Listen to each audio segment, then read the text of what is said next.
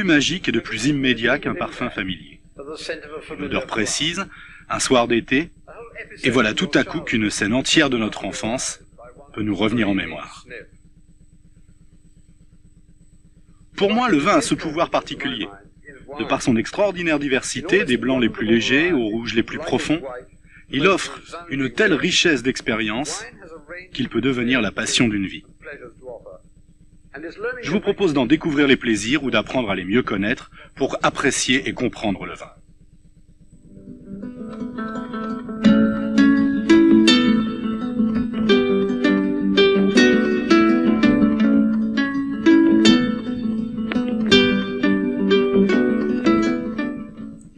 Le vin est un pur produit naturel. La nature a rendu le raisin si riche en sucre que sa fermentation, par des levures microscopiques, produit ce merveilleux liquide d'une dizaine de degrés d'alcool.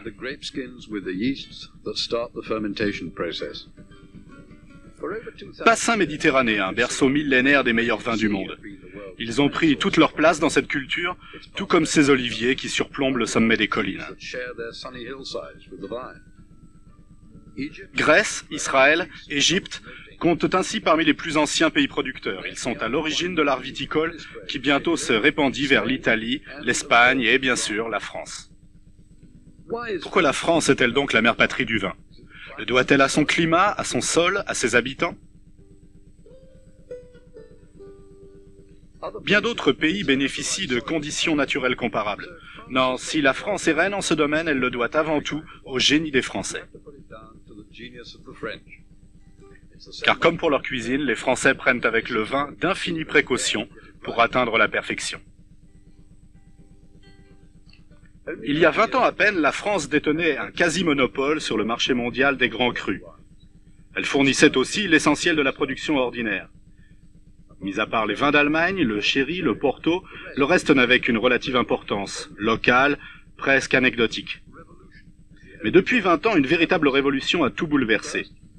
Les plus grands cépages français poussent à présent sur tous les sols de la planète où peut grandir la vigne. Et de nombreux pays empruntent aux Français le principe du vieillissement en fût de chêne. Ainsi, les parfums et saveurs de Bordeaux, de Bourgogne, aux histoires millénaires, se retrouvent aujourd'hui reproduits avec plus ou moins de bonheur dans des pays aussi différents de la France que la Californie, la Bulgarie, l'Australie ou la Nouvelle-Zélande. Et les plus anciens pays producteurs, Italie, Espagne, Portugal, doivent aujourd'hui cultiver des cépages français, juste pour résister à la concurrence.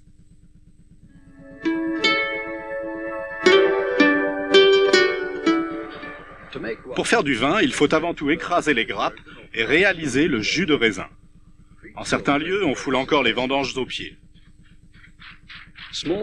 Petites presses mécaniques, cuves immenses aux capacités de 4 tonnes, c'est là que s'effectue la vinification des jus de raisin. Les traditionnels tonneaux de chêne se voient souvent remplacés dans de nombreuses caves par des récipients de verre, de béton ou d'acier inoxydable. Dans chacune de ces barriques, la levure transforme les sucres naturels des jus en alcool et en dioxyde de carbone. Le processus de fermentation peut aller jusqu'à totale disparition des sucres. En ce cas, le vin sera sec. Si la levure cesse d'agir et laisse des sucres non fermentés, nous obtiendrons alors un vin plus doux. Et dans les deux cas, un vin non pétillant. Mais si nous mettons en bouteille avant la fin de la fermentation, nous y emprisonnons alors du dioxyde de carbone. Résultat, un vin mousseux ou pétillant. Le plus fameux d'entre tous, le champagne. La fermentation de grappes bien mûres produira un vin puissant, fort en alcool. Et si elle va jusqu'à son terme, elle donnera un vin très corsé. Pour faire du porto, un jus à moitié fermenté est mélangé à une forte eau-de-vie, ce qui stoppe la fermentation et le rend à la fois sucré et très fort.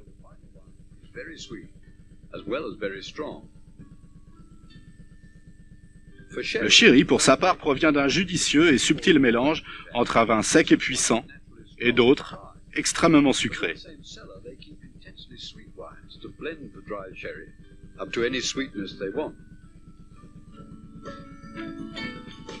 Blanc ou noir, un raisin produit un jus incolore qui donnerait un vin blanc. Mais lorsque les pots sont laissés dans les cuves de fermentation, le jus en absorbe les pigments et les tanins, produisant un vin rouge. Sauf si les pots sont enlevés après un court laps de temps, pour obtenir un vin rosé. La surveillance attentive de cette fermentation, le contrôle régulier du goût, constitue le savoir-faire, la signature de chaque récoltant.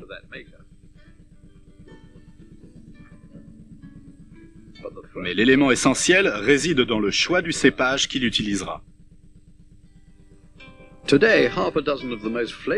À part le Riesling, les plus grands cépages sont nés en France.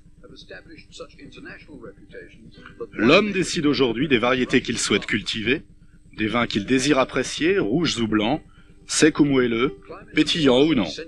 Le climat et le sol peuvent modifier le caractère d'un vin. Mais plus que tout, les conditions climatiques de l'année influenceront grandement sa qualité. C'est le sens du mot millésime. Certaines cuvées seront meilleures jeunes, quand d'autres devront nécessairement vieillir.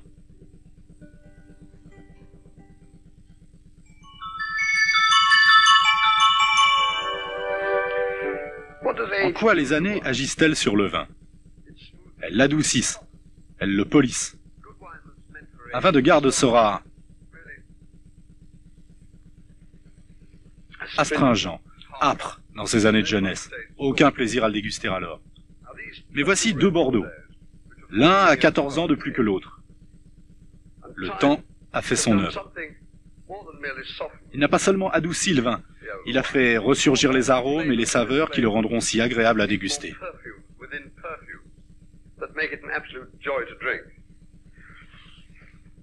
Avec l'âge, les meilleurs crus perdent de leur couleur. D'un pourpre ou d'un rubis prennent des teintes de brique ou de roux.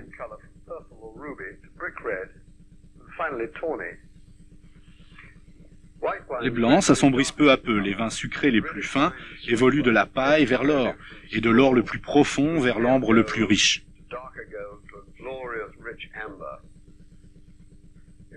Sans même ouvrir une bouteille, on peut se faire une bonne opinion sur un vin, en observant sa robe. Regardez ce jeune Cabernet de Californie, si dense qu'on ne distingue rien au travers. À présent, ce vin de 10 ans d'âge, il a perdu ses couleurs, sa teinte est de brique, plutôt brune même. Il me paraît prêt à la dégustation.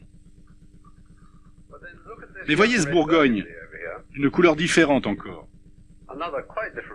Il est presque translucide. On pourrait le croire plus vieux que ce Bordeaux qui, pourtant, est de la même année. En réalité, les grandes cuvées se distinguent par de telles richesses de couleurs qu'après 20 ans, elles paraissent encore sombres et jeunes. Le Bordeaux de 1961 révèle ainsi sa formidable robe, profonde, sans oublier son palais et son nez proprement fabuleux. Toujours avant de déboucher, observons maintenant le dépôt qui peut-être se sera formé. Ce dépôt est un élément important du processus de maturation.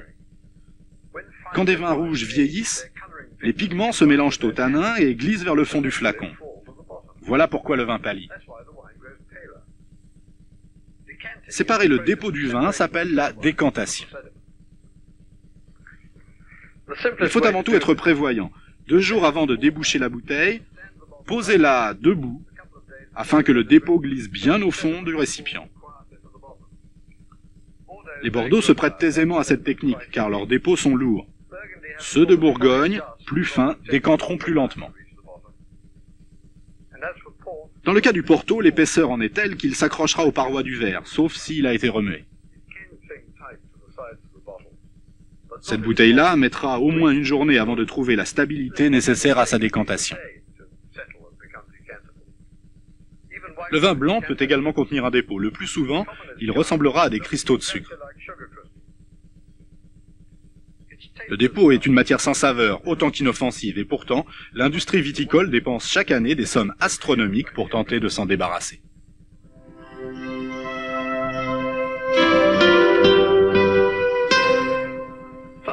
Il est assez amusant de souligner que l'essentiel d'une dégustation se passe non par la bouche, mais bien par le nez. Avec un nez bouché, pas de dégustation possible. Les nerfs olfactifs conduisent les sensations jusqu'à notre cerveau, tout près des centres qui engrangent les souvenirs. Vous comprenez mieux pourquoi les parfums, les arômes, ont cet immédiat pouvoir de stimuler notre mémoire. Alors comment nous entraîner à apprécier pleinement le vin? Un œnologue utilisera toujours le même type de verre, plutôt grand, et d'une forme renflée. Jamais il ne le remplira au-delà du quart. Il le tient par le pied, pour bien remuer le liquide. Ainsi, le verre va parfaitement s'humidifier. Le breuvage se mélangeant à l'air devient plus volatile et dévoile mieux ses arômes. Respirez profondément, une fois ou deux. L'odorat déclenche un souvenir, un raisin, un lieu, un autre verre qui vous aideront à classer ou à identifier celui-là. Sans grande odeur, il n'y a certes pas de grand vin. Les parfums des vins de garde sont moins fruités, ils sont subtils et entremêlés, difficiles à décrire. Et pour le connaisseur, ils portent le nom de bouquet. Un bouquet riche indique un grand vin. À présent, que dire de la bouche? Après le nez, voilà l'ultime examen. Les papilles gustatives sur la langue servent à distinguer les goûts essentiels. Le sucré sur le bout de la langue, puis le salé, le piquant sur les côtés, puis à l'arrière l'amertume. Le goûteur va littéralement mâcher le vin pour apprécier l'ensemble des sensations gustatives.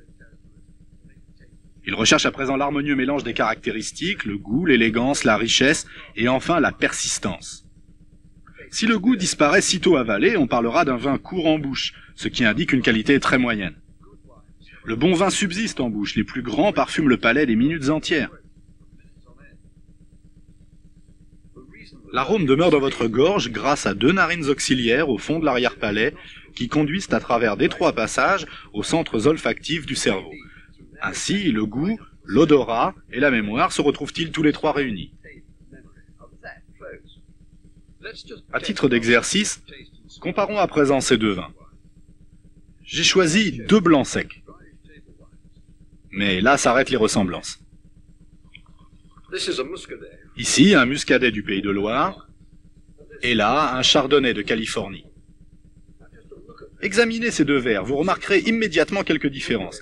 Le muscadet est d'une teinte plus pâle. Le chardonnay doré devrait probablement avoir un goût plus riche. Mais d'abord le muscadet. Un arôme vivifiant, rappelant les bords de mer, pas vraiment fruité. Goûtons-le.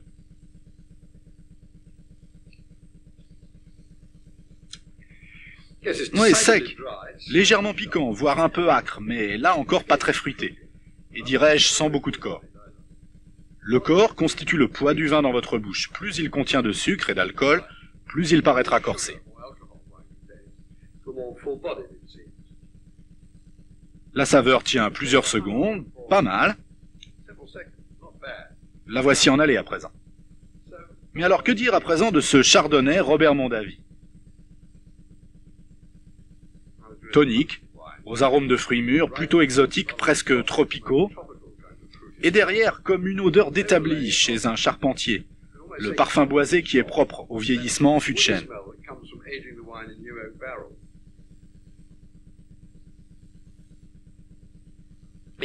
Plus de saveur, moins d'acidité, le chardonnay a beaucoup plus de richesse. En fait, il paraît plus doux mais plus généreux aussi, rempli de saveur. À l'évidence, il accompagnera une nourriture riche. Pour conclure, le muscadet constituera un excellent rafraîchissement. Il sera idéal seul, en dégustation. Mais quand vient l'heure du repas, voilà celui qu'il me faut, le chardonnay. Un professionnel, bien sûr, peut goûter jusqu'à 50 vins en même temps. Il procédera par comparaison et par élimination successive jusqu'à trouver celui qui correspond au mieux à ses désirs.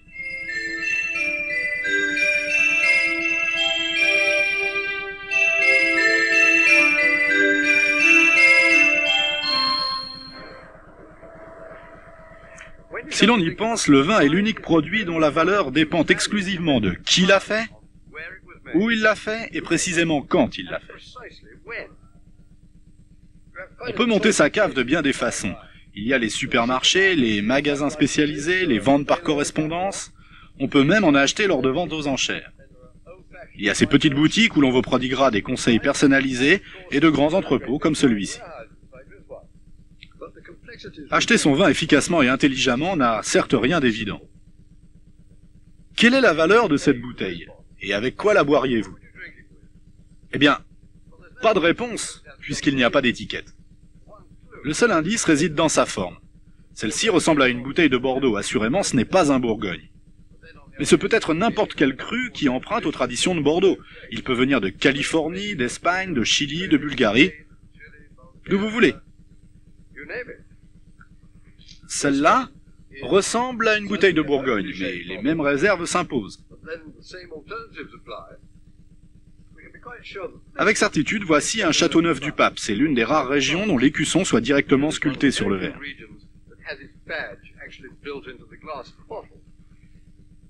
De nombreuses régions ont leur propre forme de bouteille.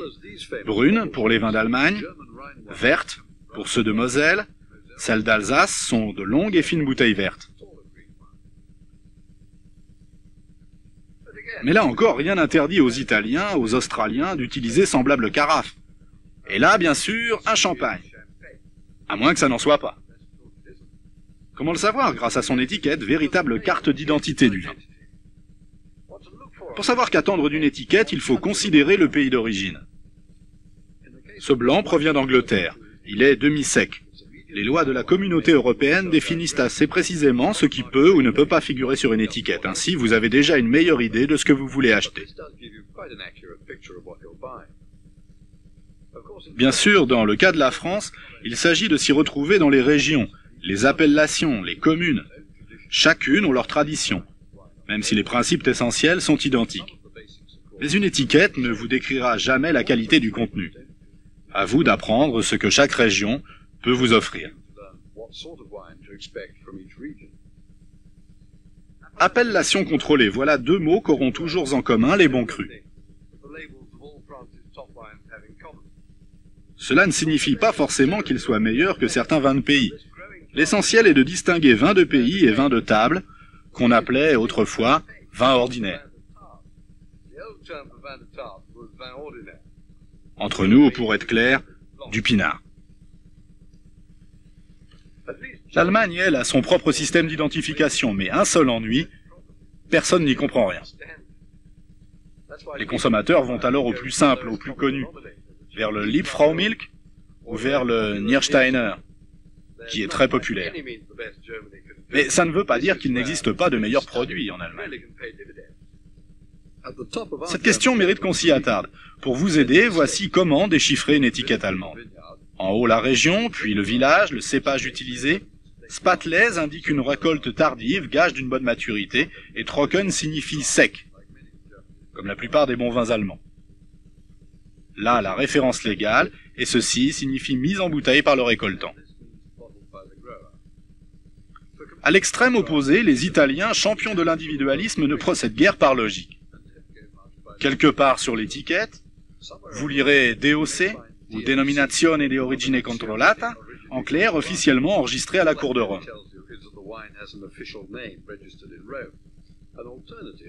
Autre possibilité, Vino de Tavola, qui signifie vin de table mais peut définir un vin de grande classe dont le nom ne figure pas aux registres officiels.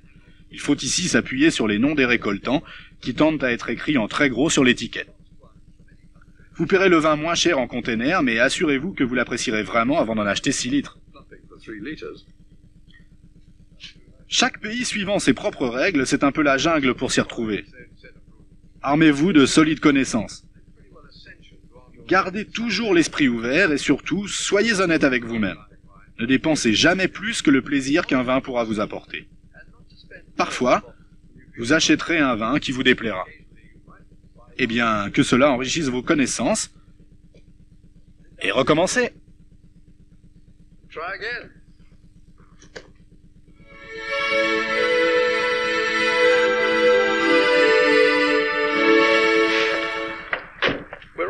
Servir un vin sitôt acheté, voilà un désir somme toute compréhensible. Tous les vins doivent-ils donc vieillir des années? Loin s'en faut. Chaque jour, des vins de pays, rouges ou blancs, sont à leur top niveau servis jeunes et frais. Mais un temps de repos minimum s'avère cependant nécessaire, car entre la mise en bouteille et le transport, un vin quel qu'il soit subit un véritable traumatisme. Exemple typique, le Beaujolais nouveau, que l'on déguste presque toujours en état de choc. Les gens ne reculent devant aucune extravagance pour le goûter dès son premier jour de sortie en novembre. Aucun vin ne saurait gagner quoi que ce soit lors d'un tel traitement, si amusant soit-il.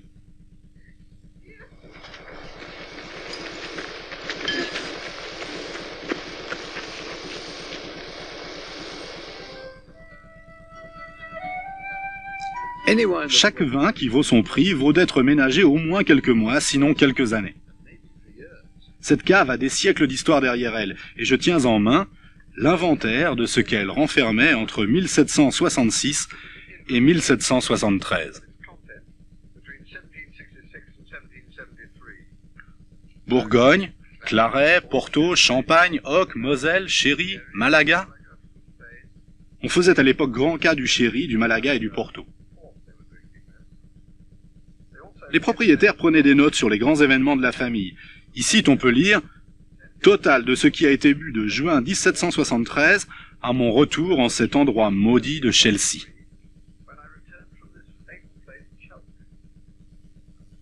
Je me demande bien ce qui se passait à Chelsea en ce temps-là. Des notes précises en bas de page concernent les bouteilles vides. Des carafes précieuses, faites à la main, bien trop belles pour être jetées.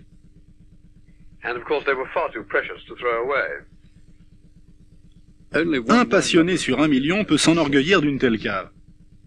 Mais vous pouvez conserver votre vin dans d'excellentes conditions, ailleurs que dans une cave.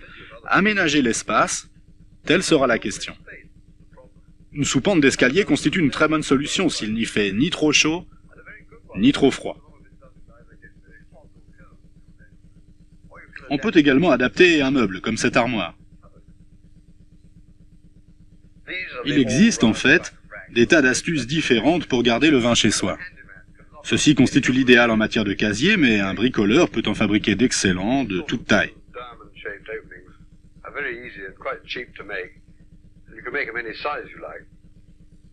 On peut également utiliser de vieux tuyaux.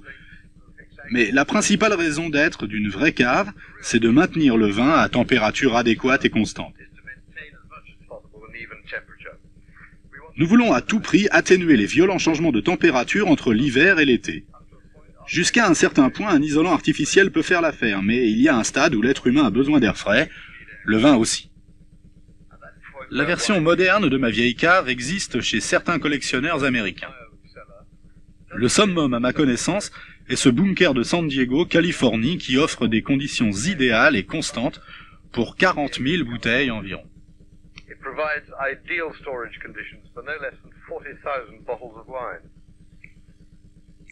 On croit parfois qu'une cave doit ressembler à une grotte humide, suintante, à l'odeur de moisi. Et dans ce cas, les cartons s'abîment et les bouteilles s'écroulent. Vous devrez alors les stocker dans des casiers de bois.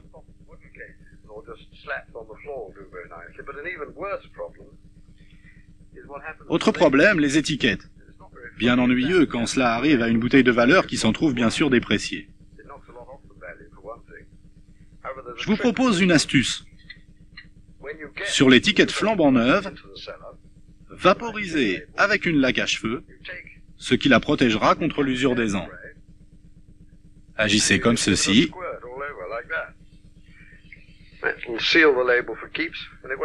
Et voilà.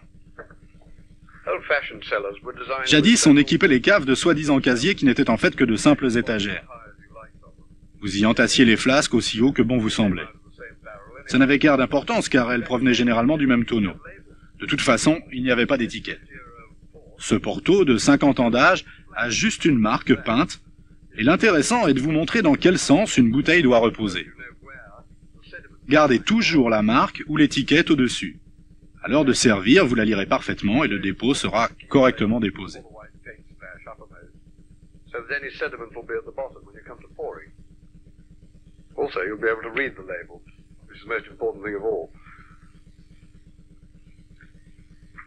L'ennui de nos jours est que nous n'achetons pas de grosses quantités d'un même cru, quel qu'il soit.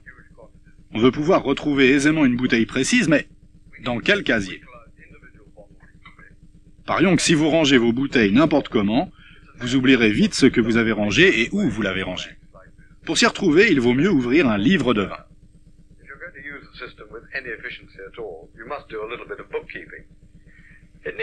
Pour le livre de vin, rien de plus facile. Chaque rangée verticale sera définie par une lettre et les horizontales par un chiffre. Notez précisément où se trouve chaque bouteille, ici B2, là E5, et ainsi vous pouvez éparpiller vos trésors comme bon vous semble au hasard des places vacantes. Vous y retrouverez toujours sans jamais perdre de place.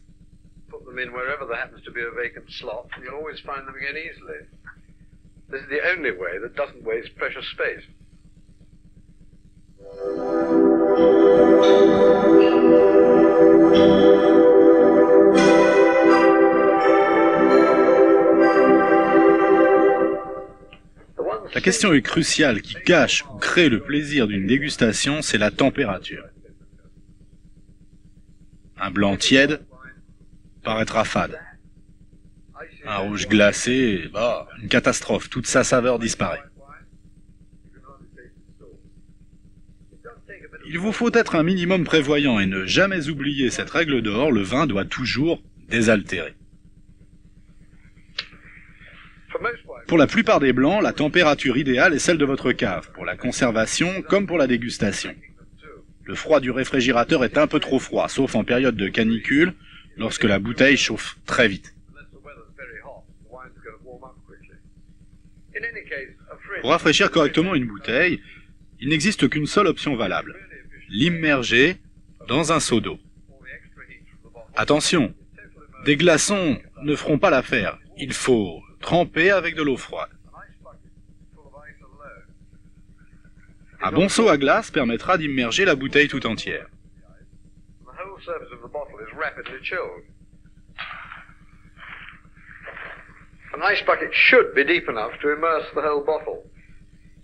Si vous n'en avez pas d'assez profond, trempez d'abord le goulot, puis après quelques minutes, retournez-la jusqu'à ce qu'elle soit parfaitement fraîche. 8 minutes dans l'eau froide et la température s'abaissera de 18 à 13 degrés, ce qui prendrait 1 heure au réfrigérateur.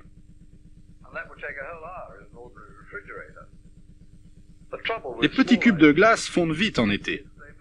Plus ils seront gros, plus ils seront efficaces. Quand je rafraîchis plusieurs bouteilles d'un coup, pour un déjeuner d'été au jardin par exemple, je fais des pains de glace aussi gros qu'une tête de bébé, en remplissant des sacs de polyéthylène que je noue, comme ceci, et que je mets au congélateur. Une fois bien rafraîchi, il existe de nombreuses solutions qui permettent de maintenir le vin au frais. Celui-ci, sur le principe du thermos, capture l'air froid et maintient la bouteille au frais. Traditionnellement, la température d'une pièce convient parfaitement pour chambrer le vin rouge. Mais l'expression, plus ancienne que le chauffage central, signifiait davantage 16 degrés que 20 ou plus, qui est la norme actuelle du confort moderne. À plus de 20 degrés, les rouges perdent tout leur charme. Ce n'est plus le fruit, mais l'alcool que vous goûtez. La cuisine conviendra parfaitement pour permettre au vin d'atteindre graduellement la bonne température. Mais que faire si vous êtes pressé et que vous ne pouvez pas patienter une demi-journée ou plus? J'ai vu des gens placer leur bouteille tout près d'un bon feu, sans doute pour qu'elle rôtisse comme viandes en broche. Catastrophe garantie. Je préfère nettement la solution symétrique à celle de tout à l'heure. Mettez la bouteille dans l'eau chaude. Une eau à 20 degrés fera monter la température de 13 à 18 degrés en 8 minutes, aussi efficacement que l'eau froide la fait chuter. Si vous devez décanter, bien sûr, faites-le d'abord. Avec ce magnum, cela prendra plus de 8 minutes, mais au moins je garde le contrôle des opérations.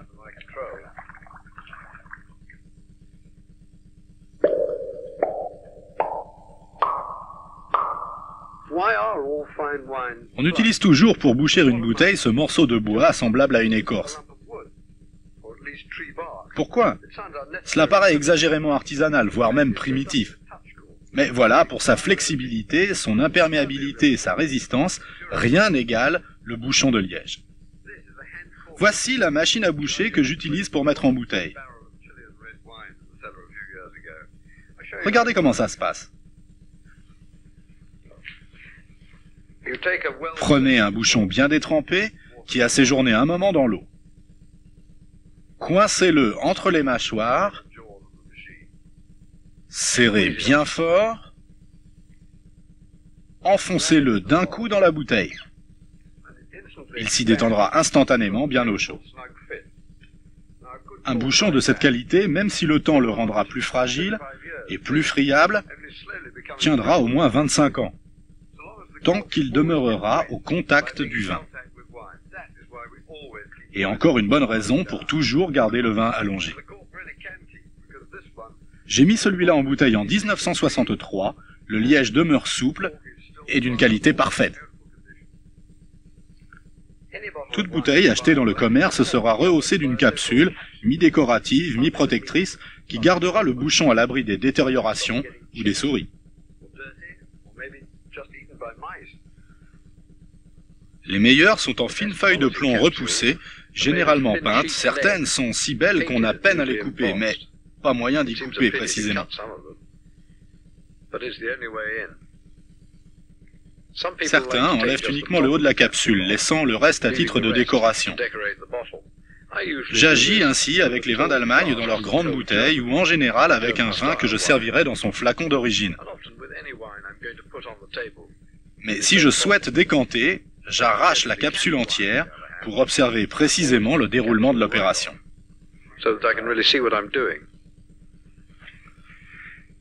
De plus en plus de capsules sont en plastique. Je ne les apprécie guère car elles s'enlèvent difficilement. Elles ont parfois un petit tirant de plastique mais qui casse 9 fois sur 10. Le matériel courant est aujourd'hui une feuille d'aluminium, guère résistante mais au moins facile à ôter. Enfin, bien des bouteilles sont munies de bouchons dévissables. Les amateurs de tradition frissonnent déjà à l'idée de voir disparaître le bon vieux bouchon de liège. Mais quoi qu'ils en pensent, ce système à vis est très efficace, car il s'utilise facilement et il se réutilise aussi facilement. Le bouchon ne devrait pas vous poser de problème. Il sera parfois un peu sec, souvent chez les vins italiens en fait, et il peut casser. La plupart du temps, la faute en incombe davantage au tire-bouchon ou à l'opérateur plus qu'au bouchon lui-même. Parfois, comme dans ce vieil Anjou de 1928, il faut véritablement prendre des gants tant le bouchon s'est fragilisé.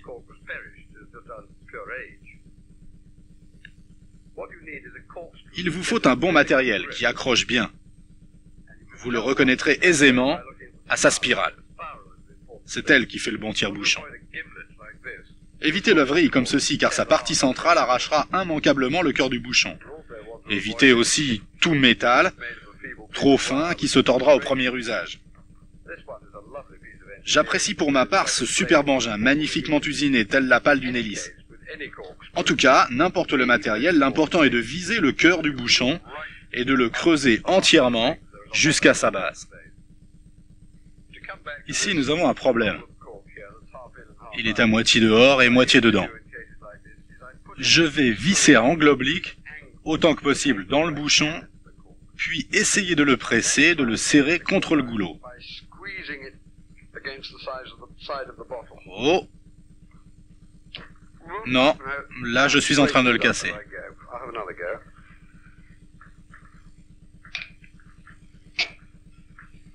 Ah, nous y sommes.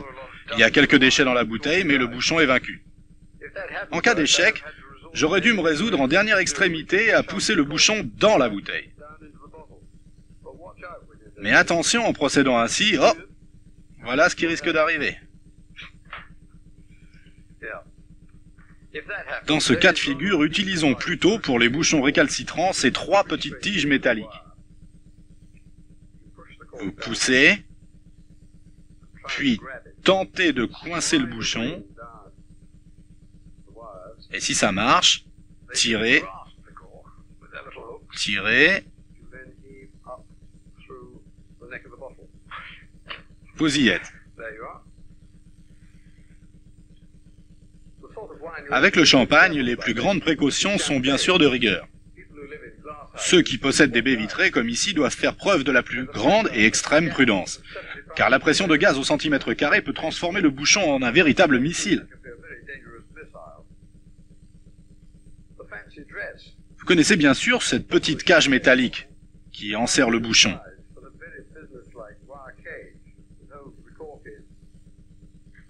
Mais voici à quoi ressemble le dit bouchon avant d'être enfoncé par une terrible pression dans la gueule du fusil. La partie supérieure, non comprimée, ressemble au chapeau d'un champignon.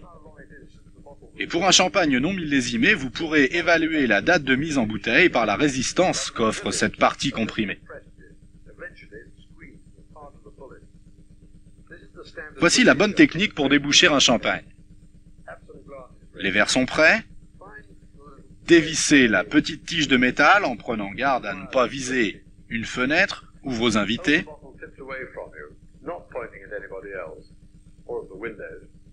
Maintenez un pouce bien avisé sur le bouchon pour éviter que celui-ci ne s'échappe.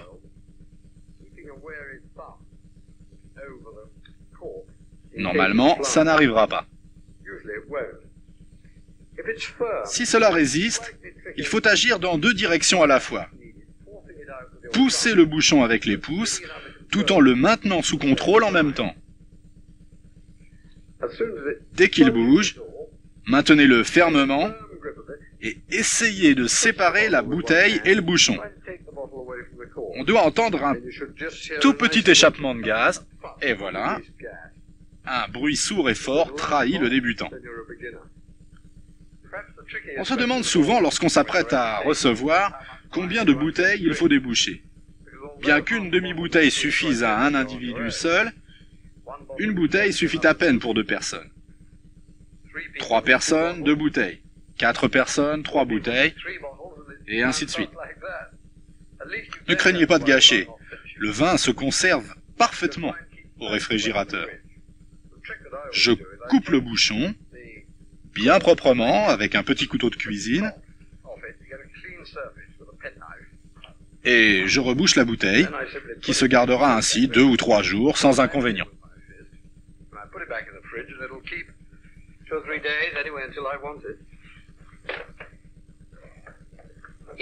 Le champagne se conserve plus longtemps encore, grâce à ces ingénieux bouchons expansibles.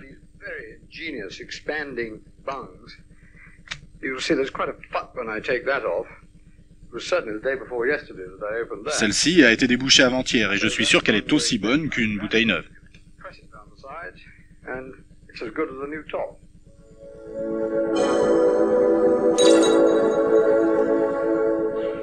Je le dis sans détour, un bon verre à vin est un bon verre à vin. En voici de particulièrement détestables. Il dénature le vin qu'il recueille. Dans ce verre teinté, le vin paraîtra moitié blanc, moitié rouge. Celui-là est vert, et dans cet autre gris, on ne voit plus rien du tout. Quant à ceux-ci, ils sont beaucoup trop petits, celui-là est un véritable dé à coudre. Quant à celui-ci, il faut le remplir à ras-bord et je dois me pencher pour goûter. Je ne suis pas tatillon, j'exige 3 choses d'un bon verre à vin. Qu'il soit clair, pas coloré, pour que je puisse voir ce que je bois. Qu'il soit assez grand pour offrir une portion décente sans être rempli à ras-bord. Et enfin, qu'il soit plutôt incurvé qu'évasé en son sommet. Le verre idéal est à mon avis celui-là, semblable à ceux utilisés par les œnologues de Bordeaux. D'une forme élégante, tenant bien en main, on ne le remplira jamais au-delà de la moitié. Ainsi, lorsque je vais humer les arômes, je profiterai pleinement du plaisir pour lequel j'ai payé si cher.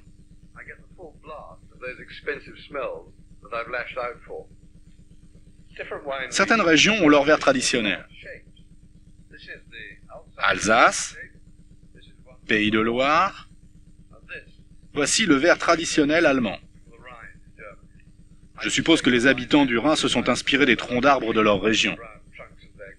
Ils tiennent bien en main et ils viennent ponctuer les arguments au café. Les délicats citoyens de Trier n'agiraient pas ainsi avec ces jolis verres, idéaux pour les vins de Moselle. Et là, n'est-ce pas le verre espagnol, une perfection en matière de vin miniature? Dans un verre à champagne, ce que vous voulez, c'est admirer le superbe jeu des bulles. Le verre doit vous offrir une quantité suffisante, sans pour autant déborder. Et le plus difficile est de verser sans pour autant renverser. car méfiance, le vin peut s'échapper très rapidement. Versez peu à peu, progressivement. Ou bien, penchez le verre et faites doucement glisser le vin pétillant à l'intérieur.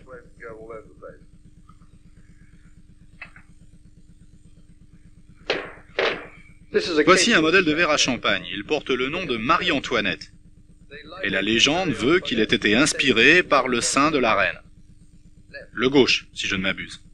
Mais sans manquer de respect au modèle, ce verre en lui-même est une horreur. Impossible de ne pas le faire déborder, et l'arôme s'en évapore immédiatement.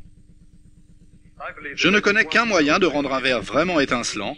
Remplissez-le d'eau chaude, très chaude, jusqu'au moment d'essuyer. Agissez vigoureusement avec un linge de lin. Tenez-le par le bol, jamais par le pied, en polichant bien l'intérieur du verre. Ainsi, il sera toujours impeccable.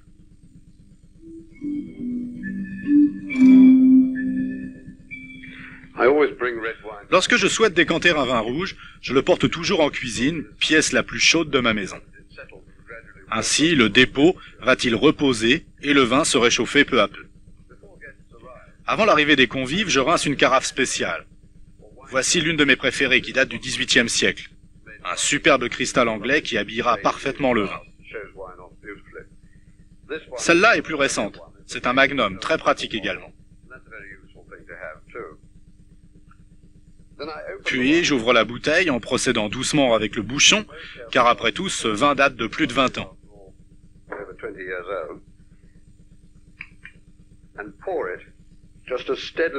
Puis je vais verser, d'une main précise et ferme, dans la carafe.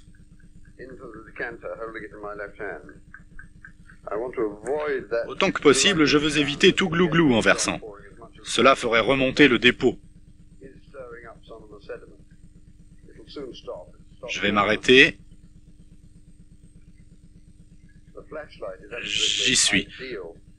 Il est presque indispensable de s'éclairer d'une lampe puissante. Une bougie vacillante n'offrirait pas la même précision. Et j'aimerais particulièrement que certains propriétaires de châteaux ne mettent pas d'étiquette à l'endroit précis où je veux observer la montée du dépôt. Attention, arrêtons-nous là.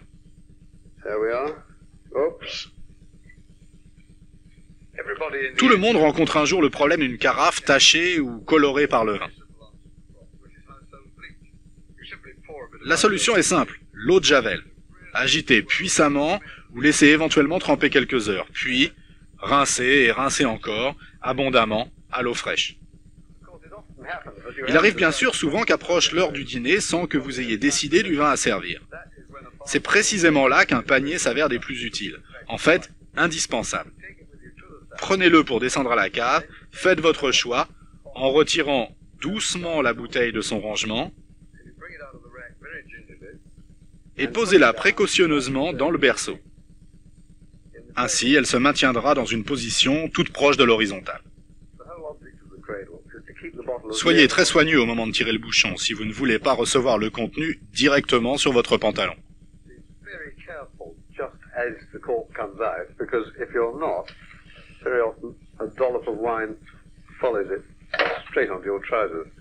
On ne devrait jamais utiliser le panier comme élément de décorum factice, bidon pour tout dire, comme cela se voit dans trop de restaurants.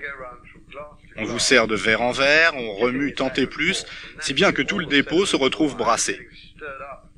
Finalement, au moment de servir les derniers verres, le vin va se brouiller au point d'en être franchement imbuvable.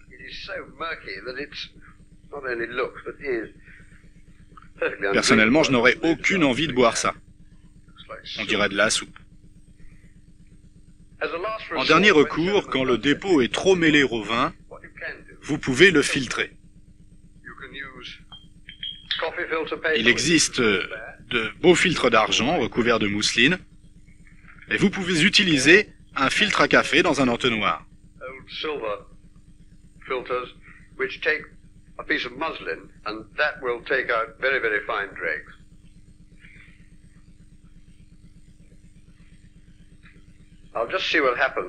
Voyons ce qui va se passer avec cette bouteille.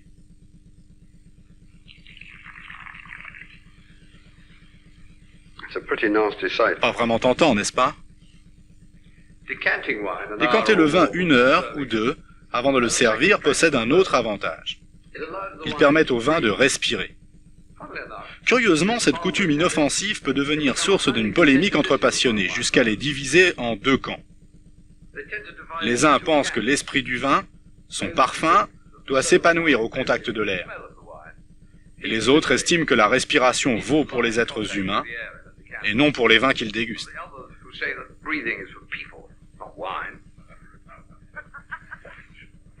Le comble du raffinement, si vous décantez un vin de grande classe, consiste à l'orner d'une chaîne d'argent ou d'émail, comme cette pièce magnifique. Maintenant, nous savons ce que décanter veut dire, n'est-ce pas? Une dernière idée, cette chaîne d'argent, munie de 2 pointes, où vous planterez le bouchon, de manière à identifier précisément ce que vous servez.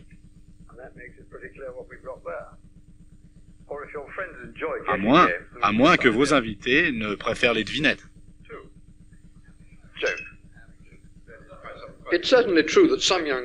Il est certain que des jeunes vins rouges s'améliorent grâce à la décantation. En se mélangeant à l'air, leurs constituants feront travailler votre odorat.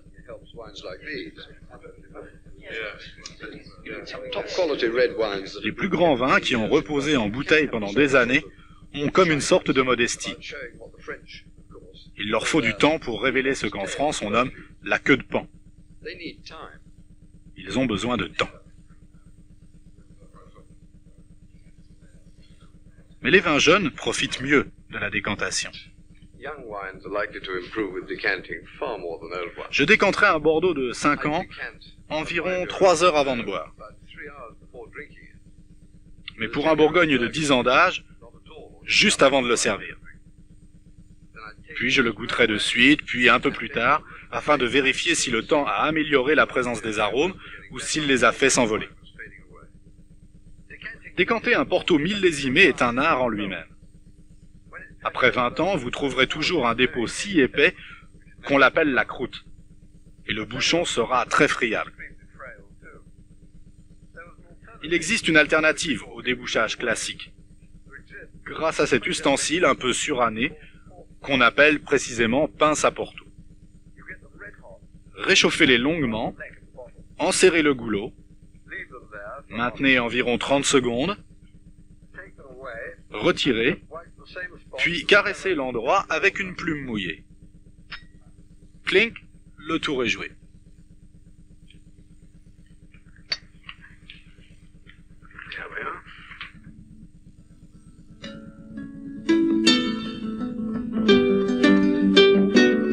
J'espère que vous aurez beaucoup appris au cours de cette cassette.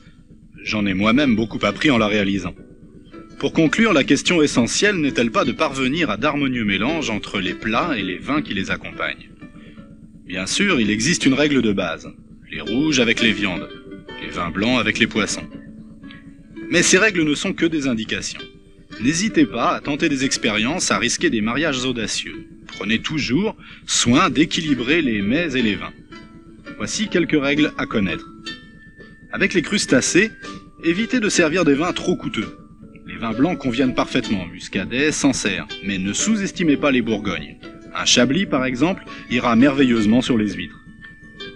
Les vins rouges les plus corsés conviennent assez mal aux poissons, qui leur donnent souvent un goût métallique. Mais des vins rouges légers, vins de Loire, d'Italie du Nord ou même Beaujolais, se marient parfaitement aux poissons, tout comme les vins blancs. Certains apprécient par exemple beaucoup le mariage entre saumon et Beaujolais. Avec les viandes rouges, les vins rouges corsés sont parfaits. Les gibiers gagnent à être servis avec des vins du sud-ouest, Madiran ou Cahors, ou même avec des Côtes-du-Rhône. Les volailles conviennent au Bourgogne et au Bordeaux. Les rôtis seront servis avec de grands crus de Bordeaux, tels le Médoc ou le Saint-Émilion. Les Français adorent par-dessus tout le vin pour accompagner les fromages. Mais contrairement à ce que croient beaucoup d'entre eux, les vins rouges les plus fins sont finalement gâchés à ce moment du repas. Choisissez de préférence des vins assez souples, comme les Côtes de Nuit de Bourgogne. Et n'oubliez pas que certains vins blancs, tels le Sauterne, relèvent parfaitement et sublimement certains fromages forts, tels le Roquefort. Enfin, évitez autant que possible de servir des vins, même liquoreux, au moment du dessert. Les sauternes, par exemple, seront beaucoup plus appréciées à l'apéritif que sur un gâteau sucré ou crémeux. À tout prendre, une eau-de-vie accompagnera beaucoup mieux les desserts que le vin. Les millésimes, enfin. Bien sûr, de grandes années permettent aux bons vins d'atteindre des sommets, mais le plus souvent, leurs prix les atteignent tout autant. Le célèbre Bordeaux de 1961 est un parfait exemple de vin aujourd'hui inaccessible. Mais parmi les millésimes les plus récents, 1978 est une excellente année pour les Bourgognes. 1982, une très bonne année pour les Bordeaux. 1985 et 86 sont des années excellentes pour tous les crus. Si vous savez faire preuve d'un peu de patience, laissez-les quelque temps encore dans la pénombre de votre cave. Dans quelques années, ces vins vous raviront, vous et vos invités. Bonne dégustation, mais n'oubliez pas de consommer avec modération.